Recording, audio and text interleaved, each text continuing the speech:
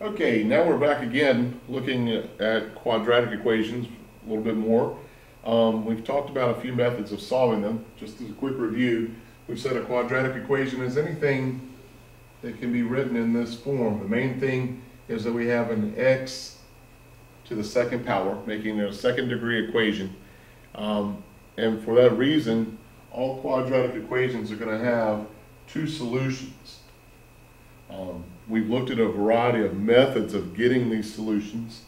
The four methods that we have to solve quadratic equations are, first of all, you can solve graphically, where we are looking at a graph, and we said the graph of a quadratic always made a parabola shape.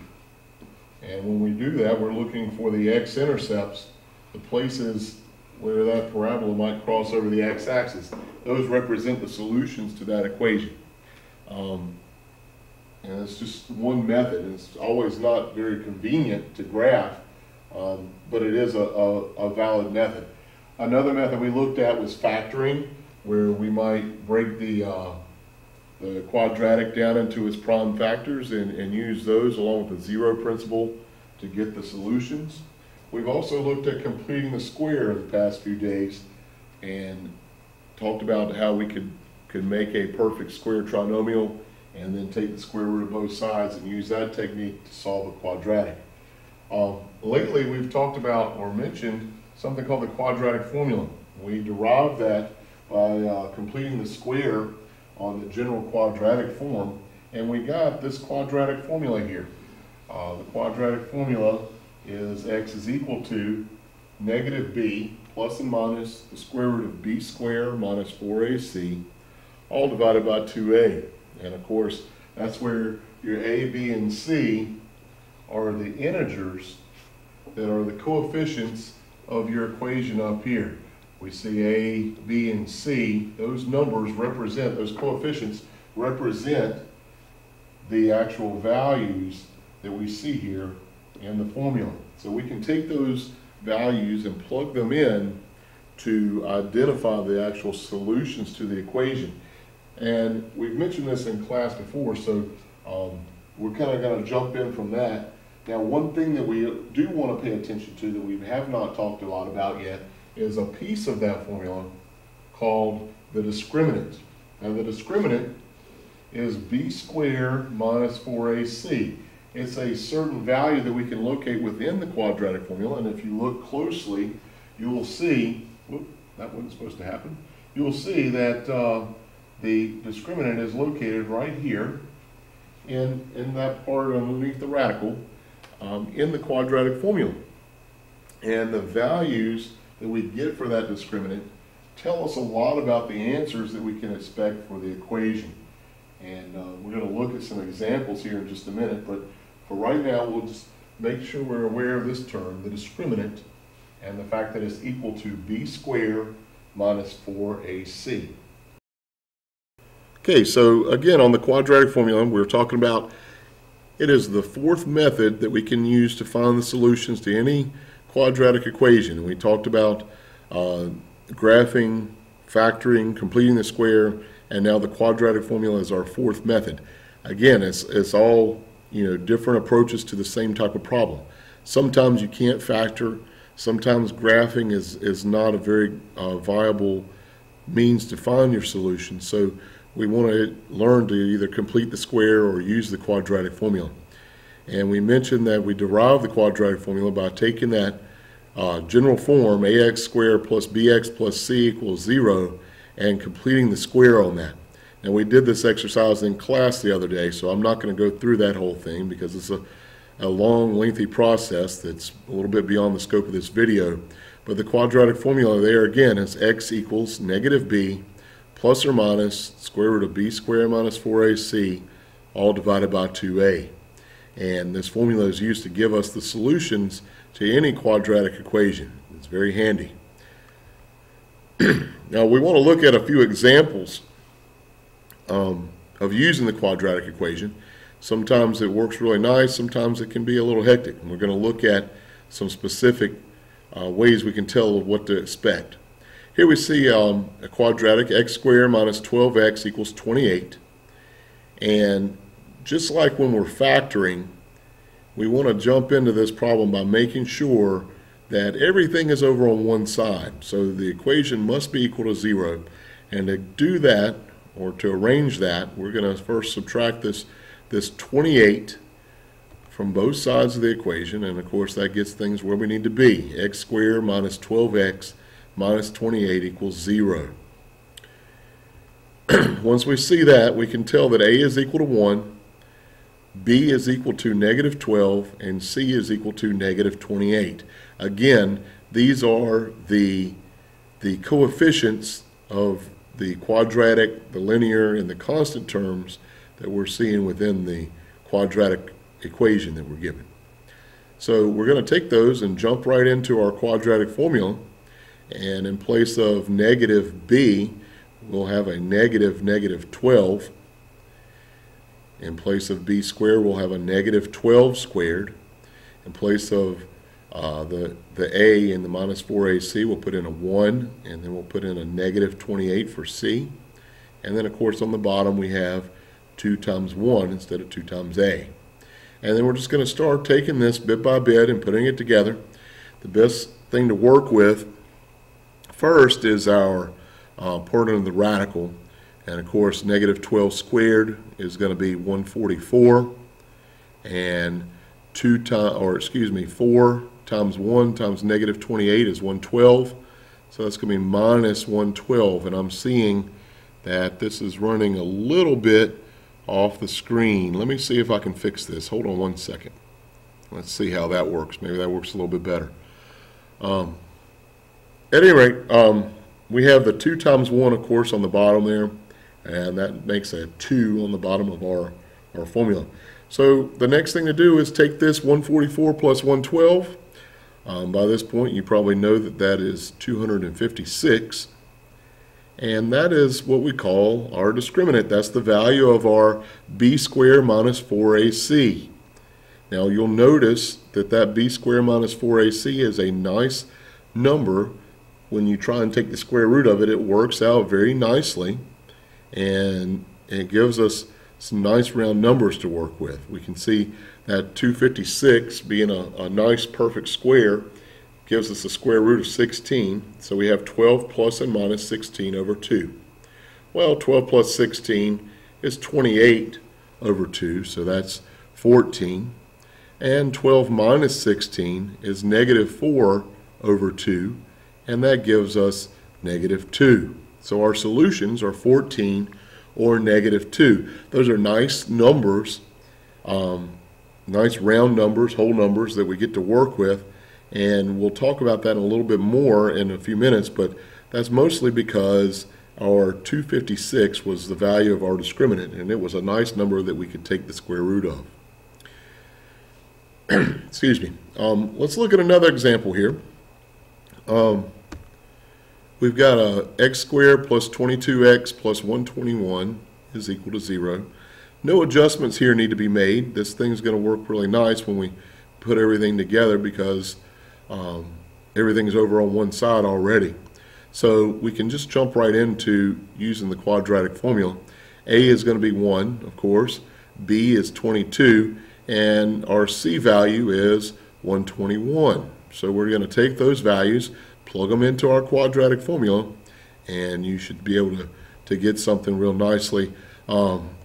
Negative 22 plus or minus the square root of 22 squared minus 4 times 1 times 121 all over 2 times 1. And again, everywhere we see a B in that formula, we're going to plug in a 22. Everywhere we see an A, we're plugging in a 1. And of course, where we see a C, we're going to put a 121 in there. And now we just start working. We'll work with the part under the radical, which again is called our discriminant. And that's going to be 22 squared is 484. Minus 4 times 1 times 121 is also 484. So we have a square root of 484 minus 484. Well, last I checked, 484 minus 484 was 0. So we have negative 22 plus or minus the square root of 0 divided by 2. Now, what is the square root of 0? Well, that's a pretty easy one. It's actually 0. So what we have is negative 22 plus and minus 0 all over 2. So we can use that to work out our answers. Negative 22 plus 0 is negative 22. Divided by 2 would be negative 11. Well, when we do a negative 22 minus 0, it's also negative 22. And divide that by 2, we also get negative 11. So in this case, we actually only get one answer. However, it was there twice, but we got one answer. And the reason for that, if you'll kind of paying attention to what happened in that problem, was because our discriminant value, the 484 minus 484, came out to be 0. And the square root of 0 is only one thing. It's not really a positive or a negative value. It's just 0. So in situations like that, we get one answer. Just one little thing, a little detail about the discriminant that tells us what to expect. Let's look at a third example.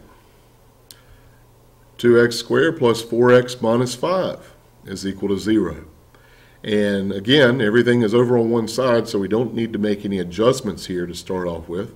So we can just start off by recognizing that a is equal to 2 here, b is equal to 4, and c is equal to negative 5. So we're going to use those values in the quadratic formula again and set up our solutions. Plugging in 4 for b, plugging in 2 for a, and negative 5 everywhere you see a c, we get this, negative 4 plus and minus square root of 4 squared minus 4 times 2 times negative 5 all over 2 times 2. Now pay attention to your signs. Make sure we recognize that that's a negative 4 in front. Make sure we recognize that 4 times 2 times negative 5 is actually going to change to a positive 40 because we have 2 minus signs there. So what we end up with under the radical, the discriminant part, is going to be 16 plus 40. Now this one is not so nice because when we add 16 and 40 together, we get 56. And 56 is not a number that has a nice perfect square, or that is a nice perfect square, so it doesn't have a square root that's going to work out real nicely. So what we're going to do is we just type that in the calculator as it is, or in some cases we might just leave the radical there. But in this case we can look at it in decimal form, and we're going to get these ugly decimals. Negative 4 plus square root of 56 divided by 4 is 0.8708. And negative 4 minus square root of 56 divided by 4 is going to give us negative 2.8708. Those are our two solutions to this problem. And believe it or not, as ugly as they are, that's the answer.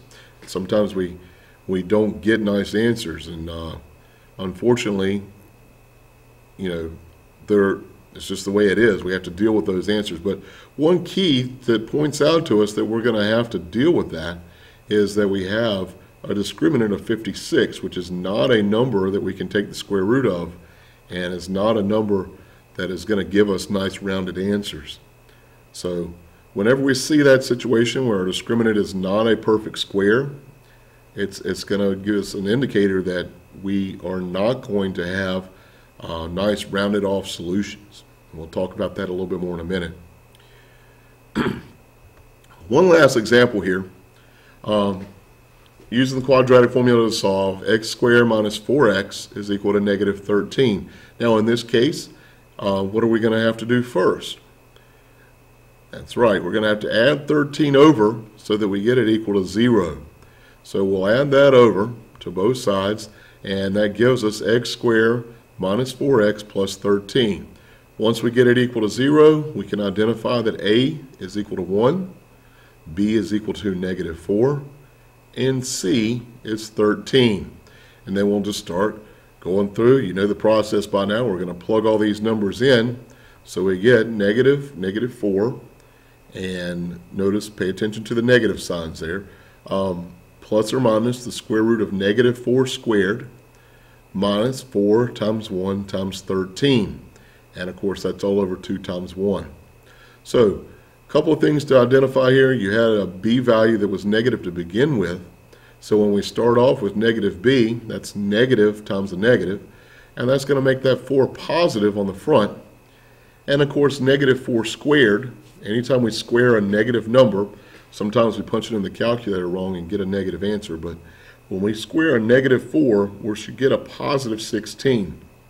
So what we have here is positive 16 minus 52, which is 4 times 1 times 13. Now, unfortunately, we can see here that 16 minus 52 is going to be negative 36. So what we have is 4 plus and minus the square root of negative 36 all over 2. And maybe you remember, we've mentioned it in class briefly, that whenever we take the square root of a negative value, it's actually not a real number. And what we're going to have here is an imaginary number. We put that I there to symbolize that it's imaginary. Just remember, anytime we take the square root of a negative value, we use an I in place of it, and we just take the square root of the number if we can. So this was square root of 36 is 6, and we put the I there to symbolize that it was square root of a negative value. So what we have is 4 plus and minus 6i, all divided by 2. Now, we can't add 4 and 6i, or subtract them for that matter, because 6i we basically treat as a variable that we can't add with other numbers. So we're going to have to leave that, but we can divide both of these by 2. So if we divide the 4 by 2, we get 2. And if we divide the 6i by 2, we get 3i. So our answers are 2 plus and minus 3i. Remember, that's two answers. One of them is the plus and one of them is the minus.